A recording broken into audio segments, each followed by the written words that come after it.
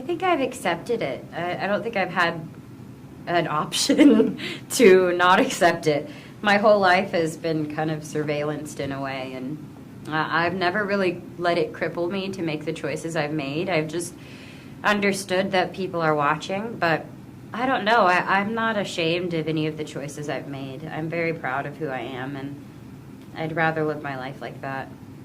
Well, I have great parents, honestly. Like my mom and my stepdad, and even my dad growing up. But everybody's always just kind of made an effort to treat me with a certain amount of authority. You know, my mom wouldn't let me go to certain after parties, and she would always like say I could do my job, but then come home. And so there wasn't a lot of room for me to kind of even explore anything else. I obviously am a young woman, so I have experienced life. I've gone through things that are difficult, but I would rather just come out of it being a good example, like you said, and just saying, well, I'd rather pick myself up and keep going. And Yeah, sure. It's great to be able to have that instant connection with them. It's scary at the same time because of how powerful and accessible your life is, but I'd rather have that connection with them, you know, than anything else. Sometimes, yeah, I for sure, even on the first page, I'll like refresh it or I'll do something, but yeah, I just try not to spend my life fixating on that. No, my two roommates I live with are not in the industry at all.